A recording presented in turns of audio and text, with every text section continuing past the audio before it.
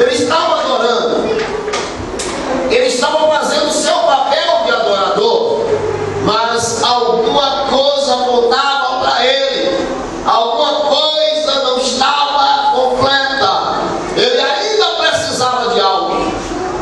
E Deus, sabendo da necessidade daquele homem, enviou-se a Filipe a ele. Deus, nesta noite, aleluia, nesse culto de missões, Ele está falando ao nosso coração. E a palavra de Deus precisa de ser pregada.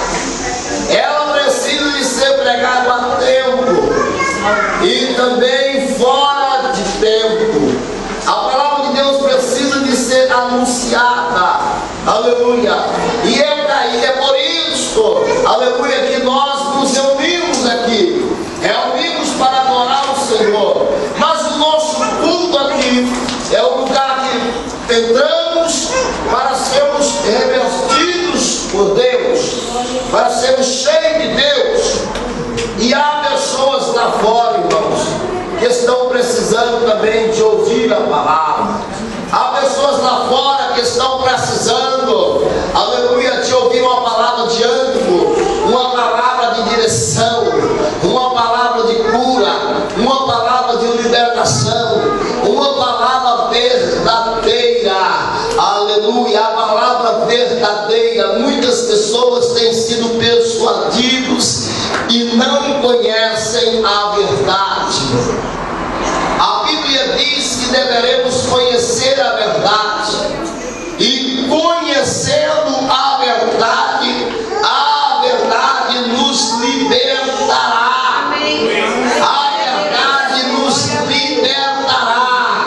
Aquele homem, aquele eunuco, ele não conhecia a verdade.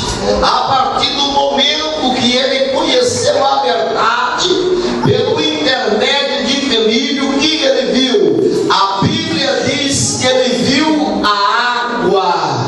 E ao ver a água, ele disse: eu vejo água, eu estou aqui, aleluia, sou pecador, mas quero mudar minha vida. O que me impede?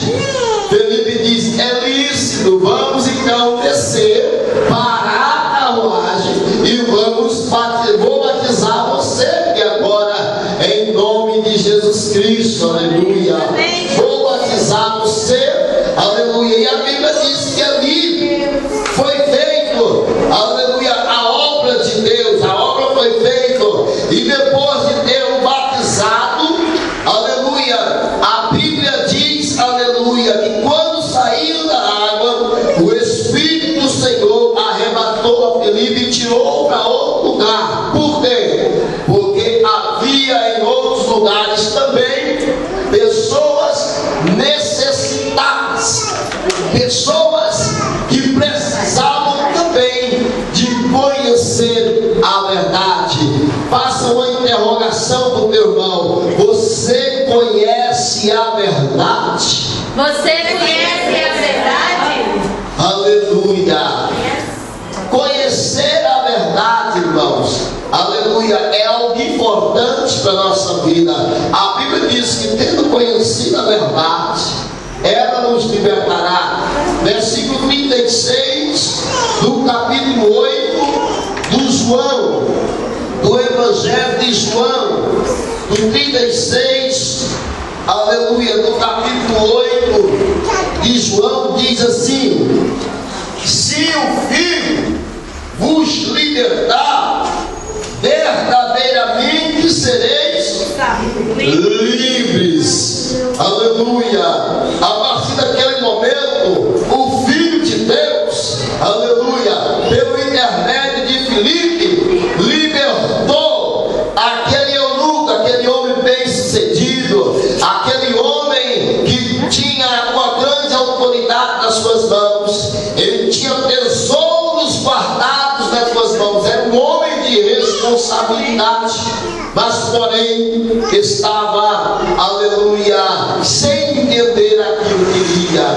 Eu quero dizer para você nesta noite: Deus vai nos levantar, aleluia, para pegar esta palavra a tempo, fora de tempo,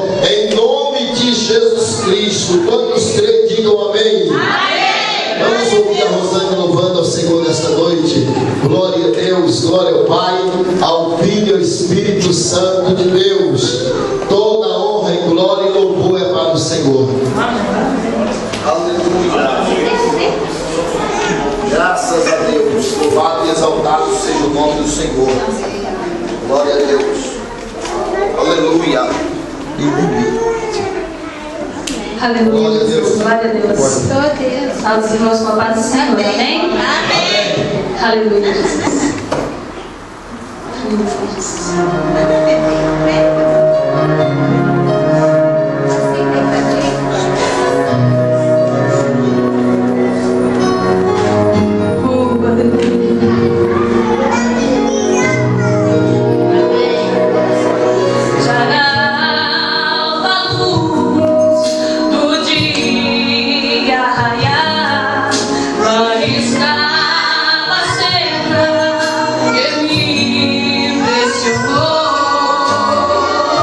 Oh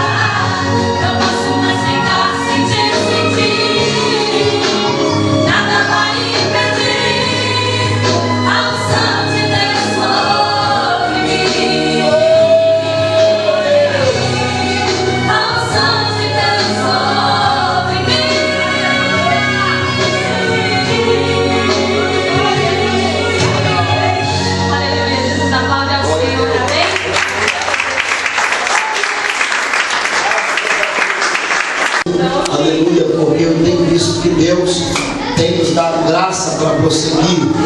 E você seja missionário, irmão. Seja um missionário da obra de Deus. Amém? Seja fiel no pouco, aleluia, que Deus te dá, no muito que Deus te dá. Seja fiel à obra de Deus. Abençoa a criançada dessa crescendo tudo da igreja. Daqui a um dia é missionária, cantora, aleluia, tudo louvando a Deus. E se não for cantora e cantora missionária, mas pelo menos vai morar no céu. A maior riqueza é morar no céu. Amém? Vamos receber o bispo Eduardo com palmas bem alegres para Jesus.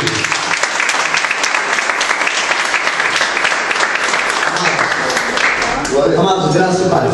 Amém. Amém. Vamos ler um texto da palavra do Senhor. Evangelho segundo escreveu Lucas.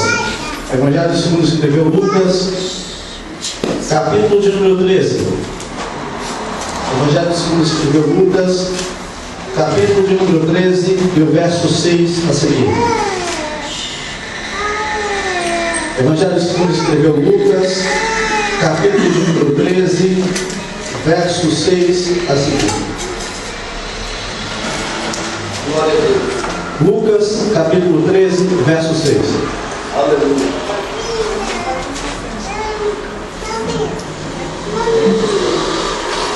Amém, queridos? Amém. Diz a palavra do Senhor. Então Jesus preferiu a seguinte parábola. Certo homem tinha uma figueira plantada na sua vinha, e vindo procurar frutos nela, não achou. Pelo que disse ao viticultor: há 3 anos venho procurar frutos nesta figueira e não acho. Podes cortá-la, para que ela está ainda ocupando inutilmente a terra? Ele, porém, respondeu: Senhor, deixa ainda este ano, até que eu escave ao redor dela e lhe ponha estrume. Se vier a dar fruto, bem está, senão mandarás cortá-la. Amém? Amém? Vamos orar ao Senhor, incline sua cabeça, ore juntamente comigo. Pai, em nome de Jesus, nós colocamos diante da tua presença em oração. E nesse momento, Senhor, estaremos compartilhando com a tua igreja a palavra que o Senhor tem nos dado. Eu peço que o Senhor venha iluminar o nosso entendimento, revelando aquilo que é oculto, Senhor, ao nosso coração, e aquilo que o Senhor deseja transmitir às nossas vidas nessa noite. Leva cativo em Cristo, Senhor, todo sentimento e todo pensamento, Pai, que possa impedir os teus filhos de ter uma revelação plena e completa da tua vontade. Fala conosco, Senhor, e edifica-nos por meio da tua palavra, de forma que por ela sejamos transformados e edificados, para a glória de Cristo Jesus, o Senhor, em nome de Jesus. Amém. Amém, queridos? Para tomar assento.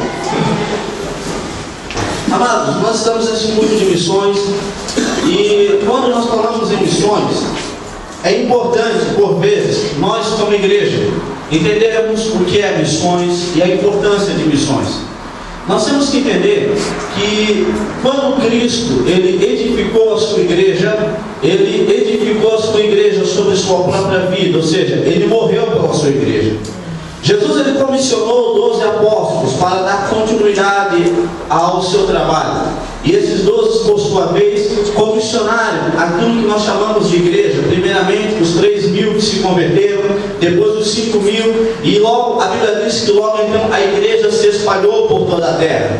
E todos os continentes passaram a ser alcançados pelo cristianismo, pela igreja. Mas quando nós olhamos os 1.500 anos, basicamente, que se passaram durante os anos da igreja, nós constatamos uma triste realidade. O Evangelho hoje, ele é menos conhecido do que marca ou qualquer coisa referente à divulgação que existe no mundo hoje. Existe no mundo hoje aproximadamente 65 nações, 65 países e aproximadamente 3 bilhões de pessoas que nunca ouviram falar do nome de Jesus uma única vez sequer na vida.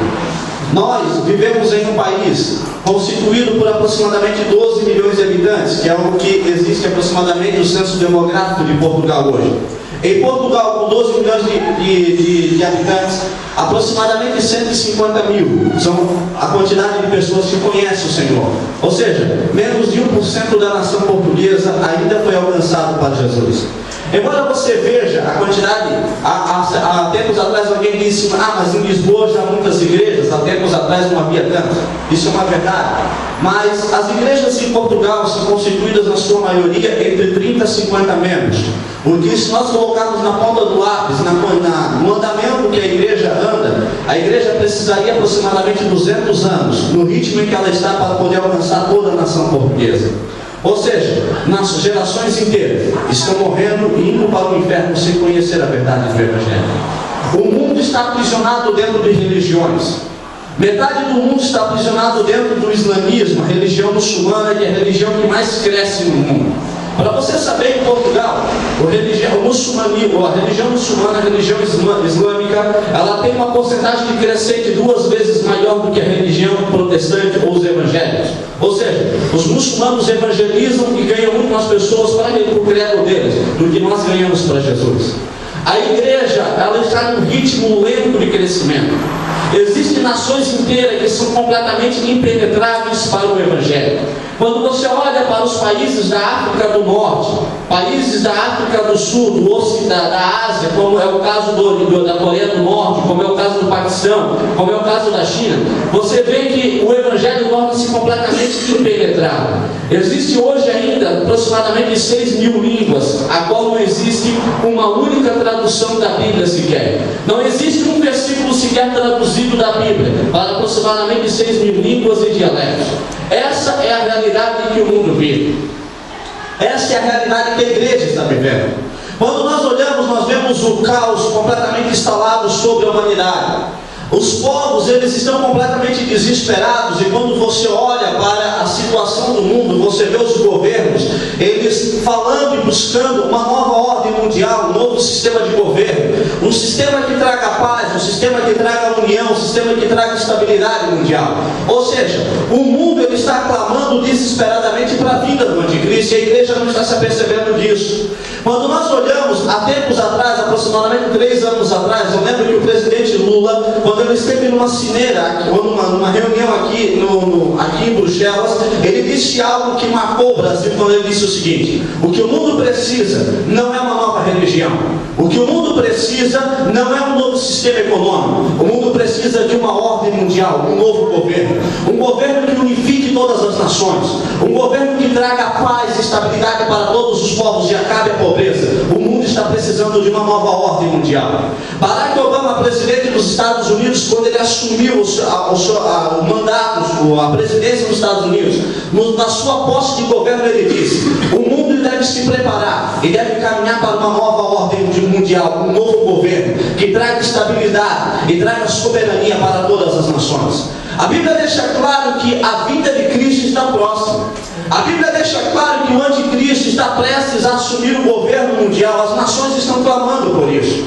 Nós vemos o modelo europeu, que foi o primeiro modelo de nação, de países unificados em um único governo. A Europa, apesar de ter sobrevivido aproximadamente 20 anos, ela está passando por momentos de instabilidade econômica. O sistema europeu está completamente estável, e a maior preocupação hoje dos líderes na Europa é que o euro venha quebrar e a credibilidade venha simplesmente deixar de existir sobre o sistema de governo unificado europeu. Isso tudo está acontecendo porque a vinda do Senhor está próxima. A Bíblia diz que Cristo virá e o anticristo assumirá as nações, ele governará o mundo em um sistema unificado, em uma moeda unificada como é o modelo do euro que nós temos hoje. Ele virá e dominará as nações. O que eu quero que você entenda é que quando Cristo veio, ele veio para edificar a sua igreja com um único propósito, da igreja ser um instrumento de Deus para trazer à existência o reino de Deus sobre a face da terra. Quando Adão pecou, lá em Gênesis capítulo 3, a Bíblia diz que o reino de Deus estava sobre as mãos dos homens.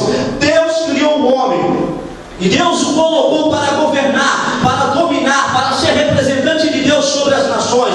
Ao passo que a Bíblia diz que Deus fez do homem coroa da sua criação e deu ao homem a sua própria imagem, a sua própria semelhança, para que o homem governasse, para que o homem tivesse domínio, para que o homem fosse o representante legítimo de Deus sobre a face da terra. Ao passo que a Bíblia diz que o próprio diabo estava submisso à autoridade do homem, o próprio diabo estava subjugado sobre o poder do homem. A Bíblia descreve em Ezequiel que quando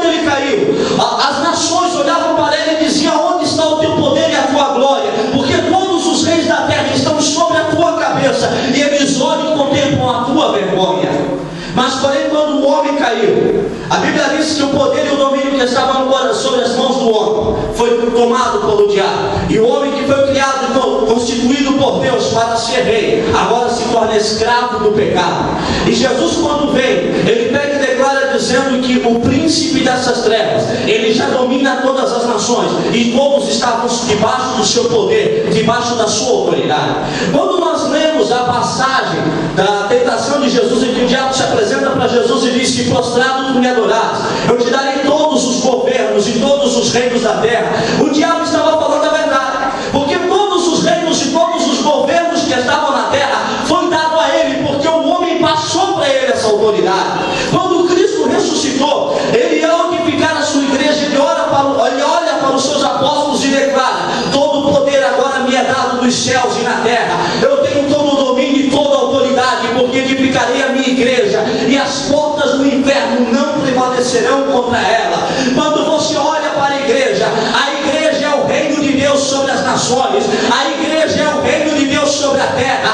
O propósito principal da igreja é reedificar o reino, é tomar novamente o reino. Jesus declarou dizendo que até que o reino de Deus foi conquistado por força, foi conquistado por poder, mas através da igreja o reino será edificado, o reino será construído, o Satanás será destronado e Cristo Jesus assumirá o poder das nações.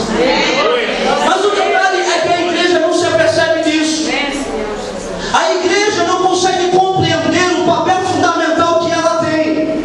A continuidade do reino está nas minhas e nas suas mãos, porque eu e você somos a igreja. Aonde você estiver, você é a igreja. Aonde você caminhar, os seus passos são os passos do Senhor Jesus, porque a Bíblia diz que você é representante de Cristo, embaixador de Cristo. Aonde você estiver, a promessa dele é: a minha presença será contigo até os confins da terra. Mesmo que você desça as profundezas do inferno, a presença dele é contigo, porque você é a igreja de Cristo sobre as nações. Mas a igreja não se apercebe disso.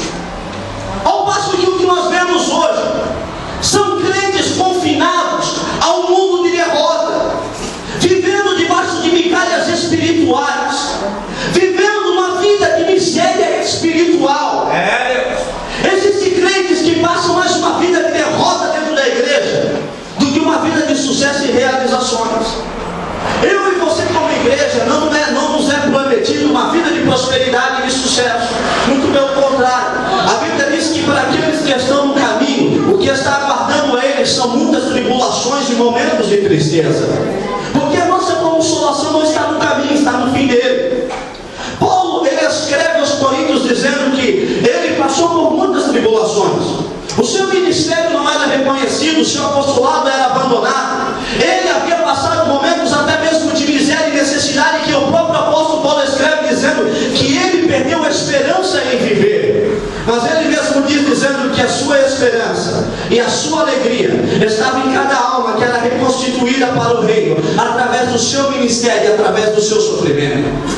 O papel fundamental da igreja é pregar Cristo, é anunciar Cristo para as nações. Se o evangelho não cresce, se existem vidas que estão indo para o inferno sem conhecer a Cristo, se existem gerações inteiras que estão indo na ignorância do pecado por não conhecer a verdade, eu e você somos responsáveis disso. Não pense que quando você se apresentar diante de Deus, meu irmão, você estará inocente do sangue daqueles que estão indo para o inferno, porque a nossa responsabilidade é minha e sua responsabilidade. Nós somos a igreja, nós somos representantes de Cristo. As nossas lutas, as nossas dificuldades, os problemas que enfrentamos todos os dias, não nos tornam inocentes da responsabilidade que nós temos. Sabe por quê? Porque a promessa do Senhor Jesus é que nós faríamos milagres maiores do que Ele fez. Sabe por que a igreja não faz milagres maior do que Cristo fez? O mesmo Espírito que operou nele é o que opera em nós. Jesus não operou milagres porque Ele era Deus, porque Ele como Deus nunca ressuscitou os mortos. Ele como Deus nunca multiplicou pães. Ele como Deus nunca caminhou sobre as águas. Ele como Deus nunca operou milagres. Porque a Bíblia diz que quando ele completou 30 anos de idade, o Espírito Santo desceu sobre ele e o revestiu de poder e autoridade. E pelo poder do Espírito ele curou os enfermos. Pelo poder do Espírito Santo ele trilhou, caminhou sobre as águas. Pelo poder do Espírito Santo ele parou na frente da tumba de Lázaro e disse: Lázaro, sai para fora porque eu te dou vida. É pelo poder do Espírito Santo. Quando ele subiu para os céus, ele olhou para os 500 irmãos e os 11 apóstolos que estavam no Monte das Oliveiras e disse: voltem a Jerusalém, espere até que o Espírito seja dado, e quando o Espírito Santo descer sobre vós, ele vos dará poder e autoridade, e vocês irão até os confins da terra, testemunhando com poder acerca daquilo que vocês viram e daquilo que vocês ouviram. A Bíblia diz que a ordem foi dada aos 500, mas apenas 120 permaneceram, e ao 10º dia, depois que Jesus subiu aos céus, o Espírito Santo desceu, e na primeira pregação da igreja, 3.000 almas se converteram. Na segunda pregação, 5.000 se converteram, e ali para frente o Evangelho se alastrou. A igreja não vive.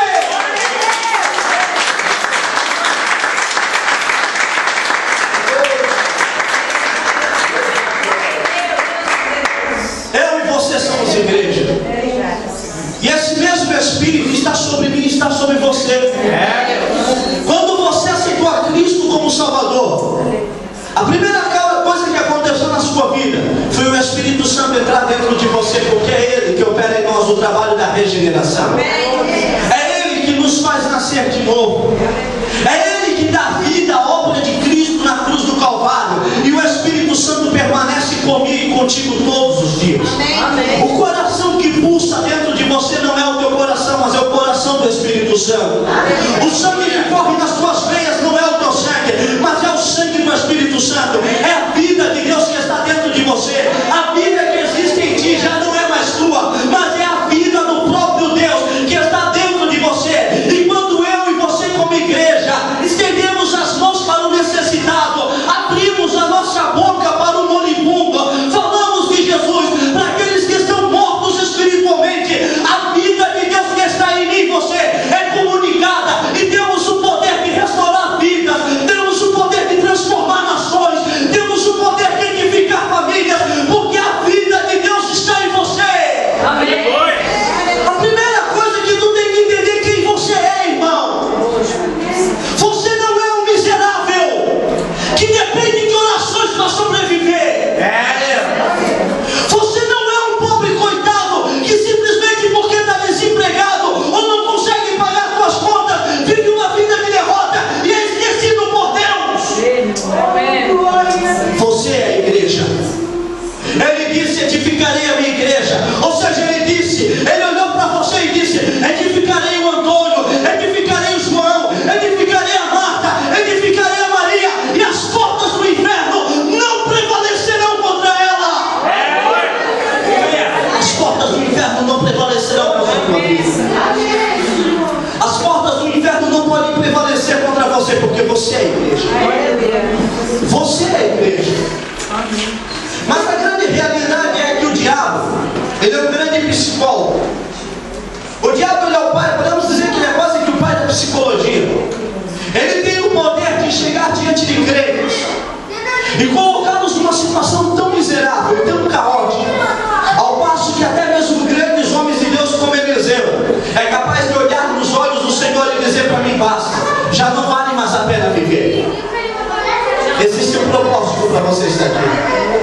Se você está sofrendo, se você está passando por momentos de dificuldades, veja nisso a oportunidade do poder de Deus ser revelado, para que vidas venham conhecer o Evangelho através da tua vida. Há um propósito para você estar aqui, meu irmão. Há um propósito de Deus para a tua vida, e você precisa entender qual é esse propósito. A parábola que nós lemos, o texto que nós lemos, ele basicamente, ele reflete, ou ele fala daquilo que nós somos, da realidade que está imposta sobre nós. Através dessa introdução que eu ministrei, o propósito é você entender essa parábola.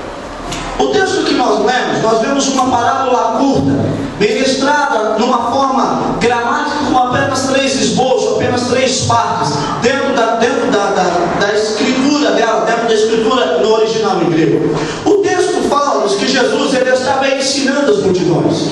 E de repente, quando ele ensinava as multidões, aproximaram-se dele um grupo de fariseus e de doutores da lei. E Jesus, por sua vez, ele muda a sua forma de falar e ele conta essa parábola. Ele conta uma parábola dizendo que havia um proprietário de terras, um homem muito rico, um grande fazendeiro, que por sua vez havia uma plantação de vinho. E no meio dessa vinha ele planta uma figueira. E essa figueira, ele planta ela no meio da vinha e passado 3 anos, ele vem durante 3 anos consecutivos, uma vez por ano, para colher o fruto dessa figueira. E ele se depara com a realidade de que a figueira ela era completamente infrutífera, era estéril, não produzia frutos. Ele chama o encarregado da plantação, olha para ele e diz: olha, eu quero que você corte essa figueira. Ela é uma figueira inútil, arranca ela da terra, tira ela do meio da vinha antes que ela sugue toda a vida que existe no solo e acabe estragando a próprio fruto da vinha. Mas o encarregado da plantação olha para o seu senhor e diz: olha, não fazemos assim. De repente ela não está produzindo frutos porque o solo não está fornecendo vitamina suficiente. Por isso permita que eu escave em torno dela, coloque adubos e vamos deixar ela durante mais um ano. Se no ano que vem ela não produzir o fruto, aí sim nós a arrancaremos. Quando nós analisamos o texto, para podermos compreender aquilo que Jesus estava transmitindo, é necessário entendermos um pouquinho da cultura e da mentalidade do povo judeu naquela época. A estrutura que Jesus coloca nessa parábola era uma estrutura muito comum. Jesus estava falando que aqui a figueira, ou melhor, a vinha, representava a igreja do Senhor, representava a nação de Israel, o povo que foi escolhido e chamado por Deus para ser seu representante sobre a face da terra. A figueira, por sua vez, que havia sido plantada, representava os líderes religiosos, os fariseus, a qual tinha a responsabilidade de conduzir o povo à concretização dos propósitos de Deus. O texto bíblico fala que durante 3 anos o Senhor veio procurar frutos e não encontrou. Esses 3 anos, na verdade, no texto não são 3, mas são 9. Por quê? Porque de acordo com a lei descrito em Levíticos capítulo 19, quando se plantava uma figueira, os 3 primeiros anos da figueira não deveria se colher o fruto, porque ela era muito nova. E por isso, durante 3 anos, todo o fruto que produzisse deveria deixar cair por terra. Os 3 anos depois, ou seja, quando ela completasse 3 anos, os 3 próximos anos deveriam ser anos em que todo o fruto que ela produzisse deveria ser levado à casa do Senhor como primícia. Ou seja, eram os primícias dos anos que a figueira iria viver. Somente depois de 9 anos de vida é que aí sim o Senhor poderia usufruir dos frutos da figueira para seu benefício próprio. O texto bíblico fala que durante 3 anos o Senhor vai buscar o fruto e não encontra. Ou seja, ele espera pacientemente 6 anos se cumprir, para se cumprir toda a lei. Os 6 anos se passam, então ele vai colher o fruto e não encontra. Vai no 2º ano e não encontra. Vai no 3º ano e não encontra. Aonde então ele ordena que seja arrancado completamente a árvore do local.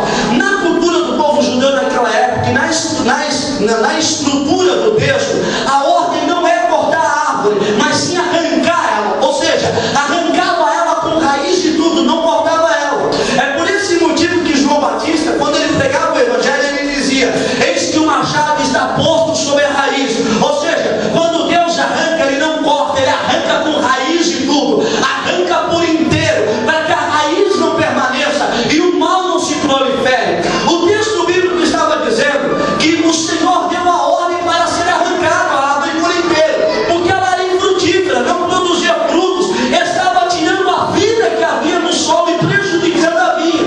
Para preservar a vida que havia na vinha, a ordem era arrancar a árvore. Mas aí acontece que o administrador da vinha, ele olha para o Senhor e diz: olha, vamos adubá-lo, vamos dar mais uma oportunidade, vamos dar mais uma chance. O texto bíblico aqui não está falando que Jesus estava conversando com o Pai. A interpretação correta aqui é um apelo àquilo que nós chamamos de atributos naturais de Deus, ou seja, é a misericórdia de Deus, automaticamente falando com o juízo. O juízo de Deus, ou a justiça de Deus dizia: ele é infrutífero, arranca e joga fora, porque não presta. Foi dada a oportunidade. Foram 9 anos que foram dadas a oportunidade e ele não aproveitou a oportunidade. Arranca e joga fora antes que estrague toda a plantação. Mas a misericórdia fala: vamos conceder mais uma oportunidade, vamos conceder mais um ano para que ele possa ter a oportunidade de produzir frutos. E por sua vez, juntamente com a misericórdia, vem a bondade, quando ela fala dizendo: olha, vamos adubar, vamos ajudá-lo a produzir, vamos ajudá-lo a frutificar. O que eu quero que você entenda é que você aceitou a Cristo como teu Salvador. A palavra de Deus foi te ensinada todos os dias. Todo culto que você vem, você aprende a palavra de Deus, porque o teu pastor tem que ensinar. A cada culto você tem sido edificado. A cada culto você tem sido instruído no caminho da verdade. Você tem crescido porque o Espírito de Deus, Ele não te abandonou, muito pelo contrário, Ele tem completado dia após dia a obra de Cristo na tua vida. Ao passo que o apóstolo Paulo ele declara dizendo que nós somos transformados de glória em glória, dia após dia. Ou seja, o crente que você era ontem, você já não é hoje. Porque se você perceber, você cresceu, você amadureceu, você alcançou uma outra estatura aos olhos de Deus. A cada dia que passa, irmão, a imagem e a semelhança de Deus, ela é restaurada em você sem que você perceba. Você não percebe as mudanças, mas as pessoas que estão à sua volta, e até mesmo no mundo espiritual, enxergam a obra que o Espírito Santo está fazendo em você, até que chegará o dia que alcançarás o padrão de varão perfeito. E a Bíblia diz que seremos tomados, porque alcançamos a estatura de varão perfeito e seremos como Ele é. A obra não terminou. A cada dificuldade que você passa, a cada afronta que você enfrenta, a cada levante na tua vida, a cada dificuldade, a cada problema, a tua fé é aperfeiçoada, a tua fé é estruturada na palavra, a tua fé é fortalecida e a imagem de Cristo é aperfeiçoada em ti como igreja. Mas a grande realidade é que existem crentes que são como a igreja de Corinto, crentes meninos na igreja.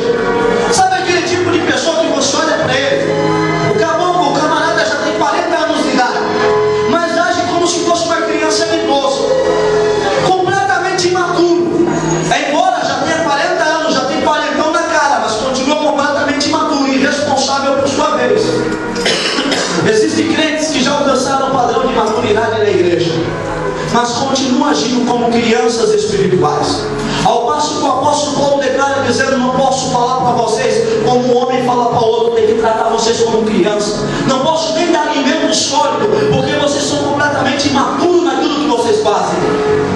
Existem muitos crentes que estão assim dentro da igreja. Você é a igreja. E como igreja, aos olhos de Deus, você tem 3 responsabilidades. Primeira responsabilidade: ministrar diante de Deus. Ou seja, você é um adorador. Aonde você estiver, Deus tem que ser glorificado na tua vida. As tuas palavras, os teus pensamentos, as tuas atitudes, as tuas obras, aquilo que você vive todos os dias, Deus tem que ser glorificado na tua vida. Porque tu fosse chamado para ser um adorador, tu fosse chamado para render a Ele render a Ele glórias e graça. O apóstolo Paulo diga: irmãos, no meio da tribulação, no meio da necessidade, no meio da fartura, no meio de tudo, sejam gratos ao Senhor, sejam agradecidos ao Senhor, porque é Ele que vos deu o dom da vida, e é Ele que opera em vós o dom que está em Cristo. Ou seja, o apóstolo Paulo declara dizendo: embora sejamos pobres, nós somos ricos em Cristo. Embora sejamos fracos, somos fortes em Cristo. Embora não sejamos ninguém, somos tudo em Cristo. Mesmo que você não tenha a vida que você queira, mesmo que as coisas não corram bem, seja grato, seja grato, seja grato, seja um adorador.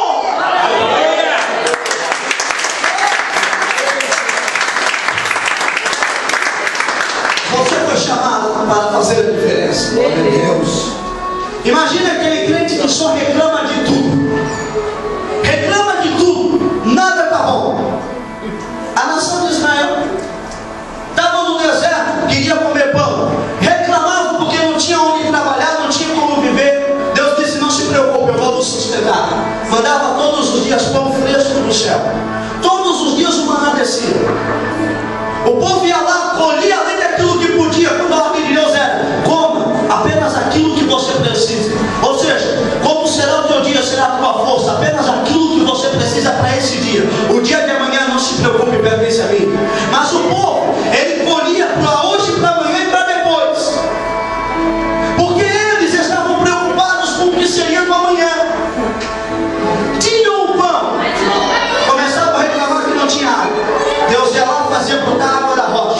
tinham água. Aí reclamavam porque o sol era escaldante. Deus ia lá e mandava a nuvem. Durante o dia, a nuvem era uma nuvem fresca que trazia uma brisa refrescante sobre o povo e não permitia o povo sentir calor. À noite, quando a temperatura do deserto caía abaixo de 0 graus, aquela mesma nuvem que estava sobre a nação se transformava numa coluna de fogo, aquecia o povo, não deixava passar frio e começava a reclamar dizendo que a cebola do Egito estava o gosto na boca porque Deus não sustentava direito. Queriam carne, Deus mandou cordonizes, não estavam satisfeitos. Tudo que Deus fazia, Deus dava, para eles não servia. Existem crentes que são assim. Então a igreja não está bom, estava andando a pé, queria um carro, Deus deu carro, agora não está bom porque o carro não é do ano. Queria uma casa, não tinha onde morar, agora Deus deu, não está bom porque é arrendada, não é dele. Queria vir para Portugal, Deus trouxe, agora não está bom porque está desempregado. É sempre assim. Sejam gratos, sejam agradecidos. Há muitos que queriam porque queriam me. Eu lembro de um pastor que todos os dias, quando ele saía da igreja, ele tocava violão na orquestra, saía do culto e ia chorando para casa, chorando. Deus, eu quero fazer a tua obra, você não me dá oportunidade, eu quero pastorear a igreja. Quando o pastor presidente entregou uma igreja para ele, eu fui congregar com ele para ajudar ele, para compor a equipe do obreiro dele, para ajudar ele. Era um rapaz novo, sem experiência, fomos trabalhar com ele. Ficou 2 anos na igreja. 2 anos como pastor. Abandonou tudo. Ele chegou para mim e disse, na época eu era presbítero, eu vou chutar o pau da barraca, sabe por quê? Estou cansado de me incomodar com crente. Eu estou cansado disso, para mim basta, não quero mais igreja. Mas só que ele se esquece que ficou 10 anos aos pés do Senhor, dizendo que queria igreja. Quando Deus deu, não estava bom. É sempre assim. E você foi chamado para ser um adorador, irmão. Para ministrar diante de Deus. Se as bênçãos de Deus não são suficientes para ti, como se não possíveis? Se você como igreja não está satisfeito, devemos ser gratos. A grande tristeza que a igreja vive é que Deus olha para a igreja e Ele não encontra adoradores de igreja. Quando Jesus falou para a mulher samaritana dizendo que Deus estava em busca de verdadeiros adoradores de igreja, Deus estava em busca. Se Ele estava buscando porque Ele precisava, veja bem, Deus estava necessitando. Deus tinha uma necessidade de comprar adoradores. Só que um detalhe interessante é que a 20 quilômetros de distância de onde Jesus estava havia um templo. E havia no templo aproximadamente 20 mil pessoas que estavam adorando a Deus. Mas numa multidão de 20 mil, Ele não encontrou um adorador sequer. Muitas vezes Deus não encontra adoradores na igreja. Adorar vai muito além do que você cantar um hino para Deus. Adorar vai muito além, irmão, do que você trazer uma oferta no altar. Adorar não é uma atitude, é um estilo de vida. Adoração é um princípio de vida. Adoração é você ser adorador aos olhos do teu pastor e dentro da tua casa. Adorador é você ser adorador no meio da fartura e no meio da necessidade. Adorador não é expresso por palavras, é expresso por atitudes. Não é expresso por louvores, é expresso por ação. Ser um adorador é você demonstrar quem Ele é e a importância que Ele tem para você por meio das suas atitudes, porque é por obra que demonstramos amor. Existem muitos que dizem que o amam e não obedecem seus mandamentos. Jesus disse, vocês me amam quando vocês obedecem meus mandamentos. Além de ser chamado para ministrar a Deus, a igreja foi chamada para ministrar aos crentes, aos domésticos. Irmãos, é inadmissível aos olhos de Deus, e a Bíblia diz que é repugnante ao próprio Deus, crentes dentro da igreja que se dizem ser homens espirituais e mulheres espirituais. Entenda uma coisa, dom espiritual, profetizar, falar em línguas, pregar, ter sabedoria, aí vai fora os 9 dons que a Bíblia diz que nós temos, porque a igreja tem. O propósito do dom não é para mostrar para os outros que eu sou homem de Deus. Existem muitos que querem operar milagres por um único motivo, porque tem prazer de subir no altar e serem aclamados como grandes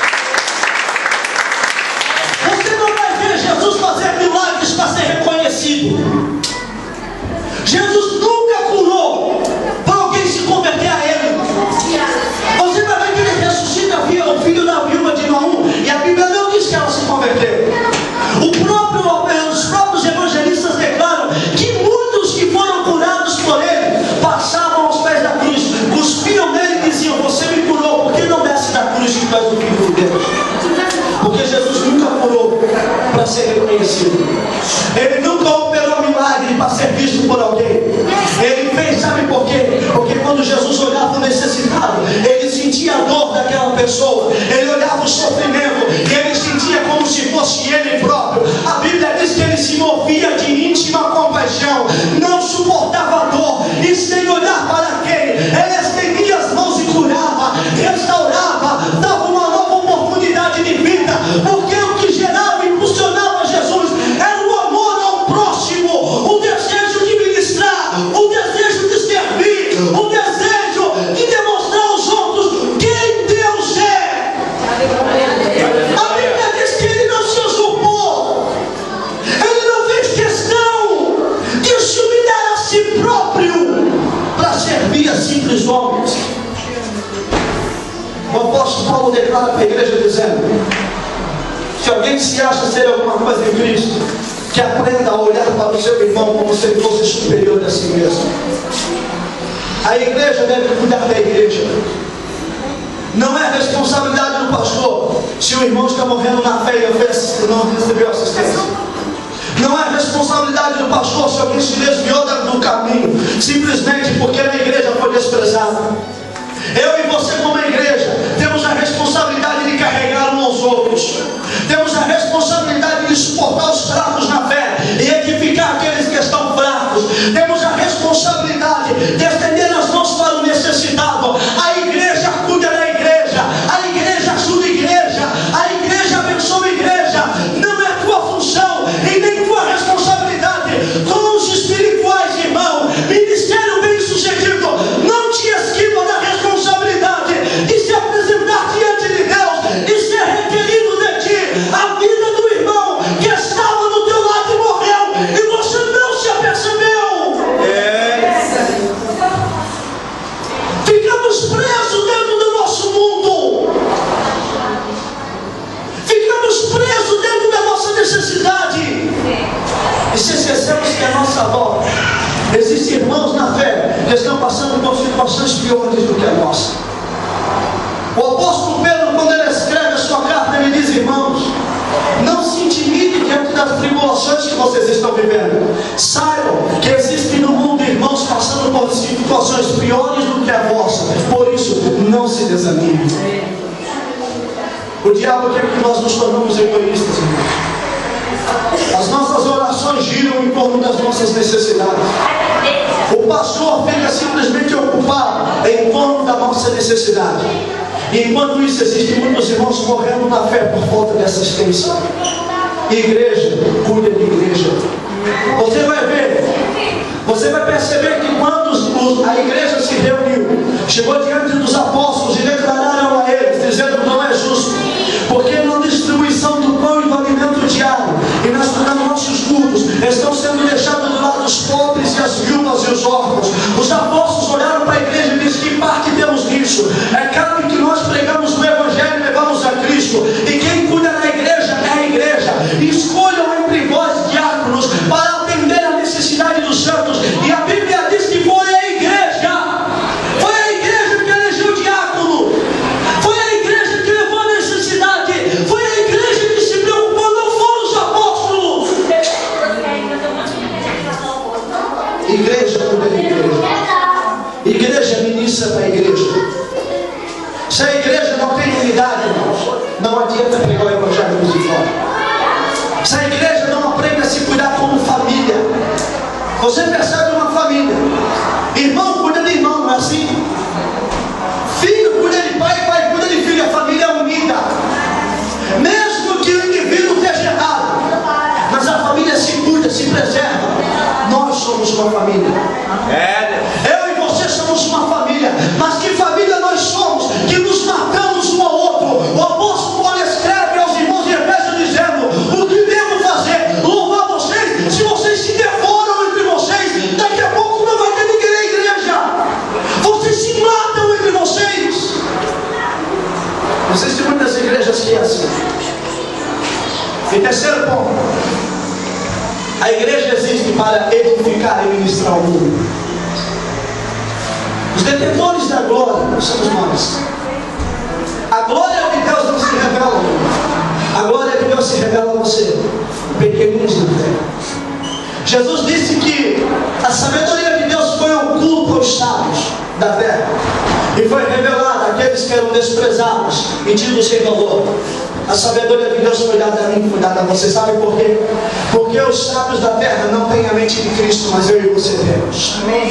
Nós temos a mente de Cristo. Nós temos o Espírito de sabedoria. O Espírito de Deus não foi dado ao mundo, foi dado a mim e foi dado a você. Deus não está no mundo, Ele está em nós, porque Ele habita dentro de nós. Somos detentores da glória. A revelação da palavra é dada a mim, é dada a você. O pão da vida está em nossas mãos. Os apóstolos vieram até Jesus e falaram: alimente, espere a multidão. Eles estão com fome, estão longe de casa, o mini preço já fechou, o continente já fechou. Não tem onde comprar pão. Jesus olhou para os discípulos e disse: deem vocês a eles algo de comer. O pão está no mão da igreja. 2 bilhões de vidas morrem famintos. 2 bilhões de almas estão indo para o inferno sem nunca ouvir o nome de Jesus uma única vez na vida. O pão está nas minhas e nas tuas mãos. Existem crentes que estão obesos espiritualmente, estão tão fartos da palavra de Deus, tão fartos, que já não é qualquer pregador que consegue ouvir, porque seleciona os tipos de pregadores. Estão tão fartos que estão enjoados de sabedoria e de exposições da palavra de Deus, porque estão fartos da palavra. E enquanto eles estão fartos, obesos espiritualmente, existem muitos que estão trabalhando para o mundo, não conseguem ficar de pé, porque nunca receberam a palavra uma única vez na vida. Você é uma figueira, você está no meio da via para edificar. Você foi plantado por Deus. E Ele espera o teu fruto. Ele espera o teu fruto dia após dia Ele tem te visitado. Que fruto você tem apresentado a Ele? Que tipo de fruto você tem trazido a Ele todos os dias? Campanha pela tua vitória, pela tua necessidade. É importante e necessário, irmãos. Tem que ser. Mas enquanto você está tão preocupado com isso, você se esquece de uma coisa. A Bíblia diz que Deus permitiu que o dia. Veja bem, Jó, ele não era um homem rico. Jó, ele era um homem podre de rico. Jó, ele era tão rico e tão poderoso que lá no Oriente Médio, no Ocidente, naquela época não tinha internet, não tinha televisão, não tinha TV a cabo. No Ocidente se conheceu a fama e o poder que Jó tinha.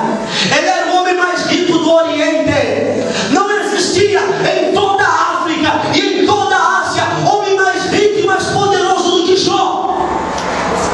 As bolsas de valores era só a empresa de Jó. Ele era poderosíssimo. A Bíblia diz que era incontável a sua riqueza. Jó era um homem tão rico que seus filhos, se vivessem 300 ou 400 anos, ainda desfrutariam da herança do seu pai. Mas aí a Bíblia diz que no mesmo dia a empresa de Jó faliu, a bolsa de valores quebrou, Jó simplesmente se torna um miserável, que é o ponto que o homem mais rico da época agora estava mendigando pão para poder ter algo para comer. Os seus filhos morrem todos no mesmo dia. Os seus empregados, além de morrer, ele ainda é processado para ter indenização quando não tinha nem dinheiro para comprar um pão. Nem um euro, um cêntimo no bolso Jó tinha. A única coisa que sobrou de Jó da sua riqueza foi a roupa que ele vestia. E a sua mulher, que olhou para ele e disse: eu não vou viver com um homem miserável. Amaldiçoa, então se morre, porque a única coisa que tu tem agora é a tua vida. Agora estava lá Jó, a Bíblia diz, sentado no meio de si. As pessoas passavam por ele e ficavam de longe. Sabe por quê? Porque um monte de úlceras estourou no seu corpo, e todos os dias o cheiro de carne podre vinha de Jó. Os seus amigos sentaram ao lado dele, olharam para ele e disseram: Jó, essa é a tua vida. Você pecou, você jogou pedra na cruz, porque ninguém pode ficar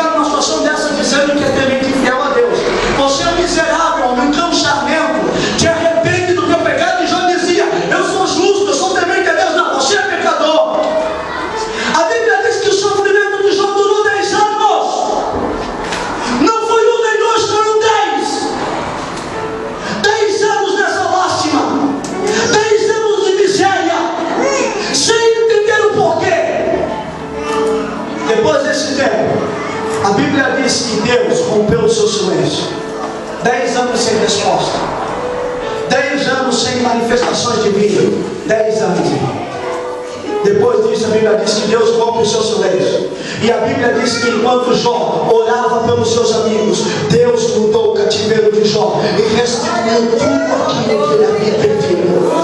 Deus deu 7 vezes mais, porque Jó permaneceu fiel. Jó entendeu e ele não ficou preso ao seu sofrimento, mas ele orava todos os dias pelos seus amigos, para que eles conhecessem o Senhor, para que eles entendiam quem Deus era. Um crente que vive uma vida de miséria espiritual e não consegue testemunhar de Cristo para o próximo, isso acontece porque ele não conhece a Deus. Se você o conhecesse, você saberia que mesmo em meio à dificuldade ele é fiel. A palavra dele não morre, a palavra dele não volta atrás. Há quem diga que aquele que tem promessa não morre. Eu digo para ti que aquele que tem promessa morre, e por vezes a promessa pode até não se cumprir. Sabe por quê? Vou dizer para ti por quê. Porque as promessas revelam quem Deus é, e Deus só se revela para aquele que deseja conhecê-lo, para aquele que realmente quer conhecê-lo. As promessas de Deus revelam quem Ele é, porque Deus só promete aquilo que Ele cumpre. Porque quando Ele fala, Ele revela quem Ele é. Você deve desejar e conhecê-lo. Você deve ter comunhão e intimidade com Ele. A Bíblia diz que quando Maria e Marta mandaram chamar Jesus, o seu irmão morreu, mas Lázaro permaneceu firme e confiante, ao passo que Jesus, depois de 4 dias, veio até ele e disse: Lázaro, sai para fora. Se você permanecer firme, você pode morrer e não ver as promessas de Deus, mas mesmo na tua morte, Ele vai te honrar e as promessas vão se cumprir, porque você confiou nele. E a Bíblia diz que aqueles que nele confiam, por Ele não são esquecidos. Você deve produzir frutos. Deus espera muito por ti. Ele confia em você. Você já percebeu que o diabo vê a capacidade que você tem quando você não vê a capacidade que você tem?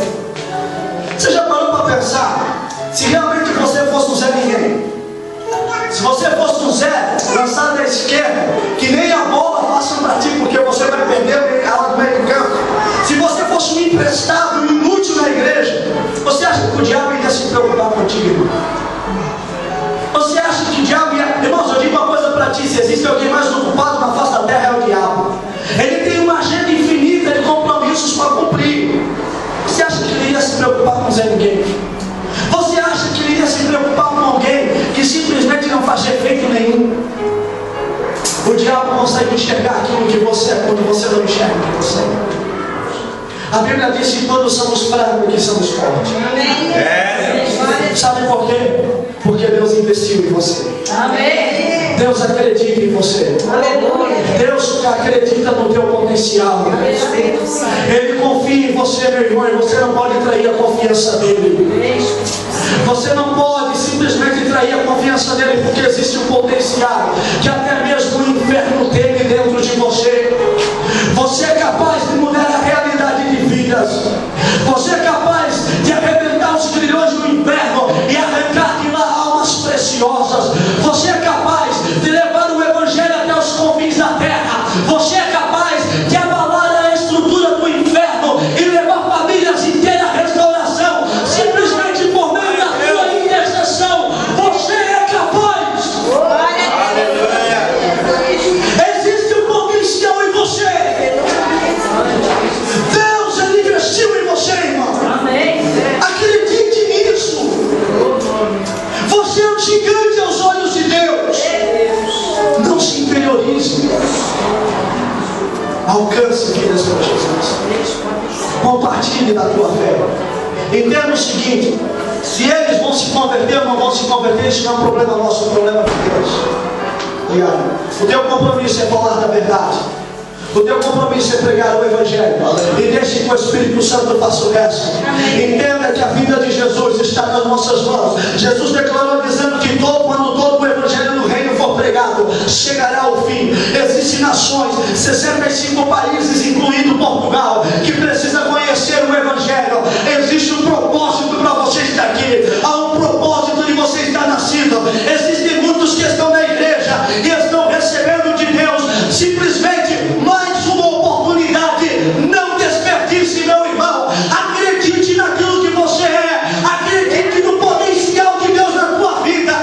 Creia no teu ministério. Levante a tua cabeça.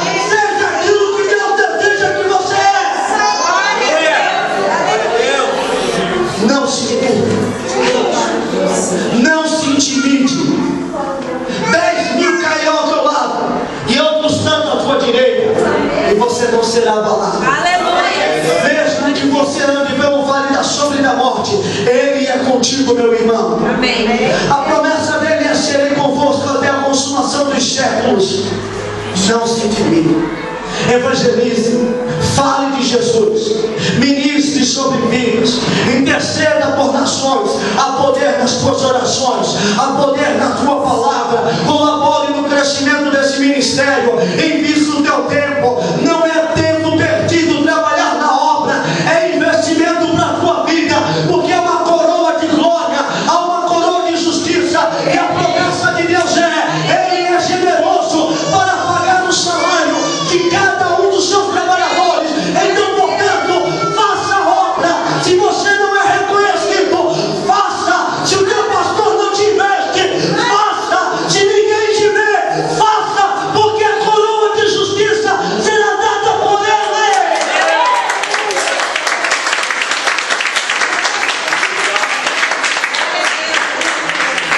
Mude a realidade de missão de nações. Você tem poder para isso. Mude a realidade de nações.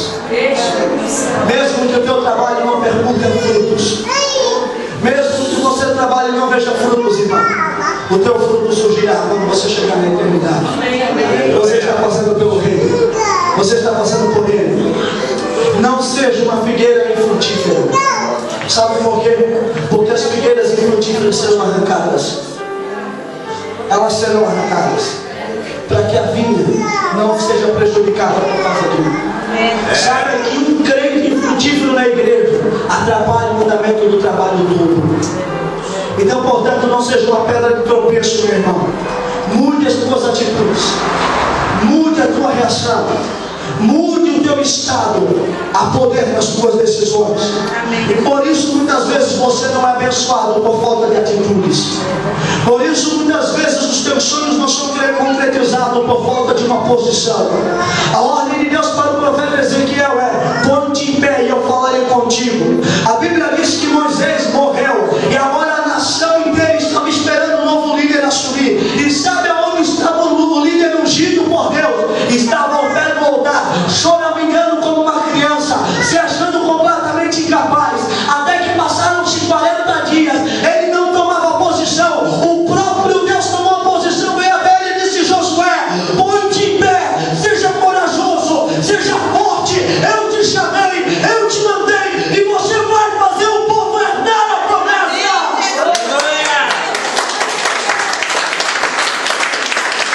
Deus não conta com a tua capacidade. Deus não conta com a tua força. Deus não conta com a tua sabedoria e nem com a tua experiência. Ele conta com a tua disposição, com a tua entrega, com a tua confiança e com a tua fé. Se você estiver disposto, se você se entregar a Ele, se você depositar nele a tua fé, coisas grandes Ele fará através da tua vida. Basta apenas estar com o coração disposto e deixar Deus te usar. Faça. Crente parado, irmão, é que nem água de poço, não produz nada. Crente de boca fechada é crente que vive vida miserável. A ordem de Deus: abre a tua boca e te encherei. Tome uma posição nessa noite. Mude a tua vida nesse mundo de missões. Não seja uma figueira infrutífera. Não espere Ele vir te arrancar, porque quando Ele te arranca, Ele não corta, arranca com raiz em tudo. A misericórdia foi lançada. Agora, cabe a você tomar uma posição. Que Deus nos abençoe. Obrigado.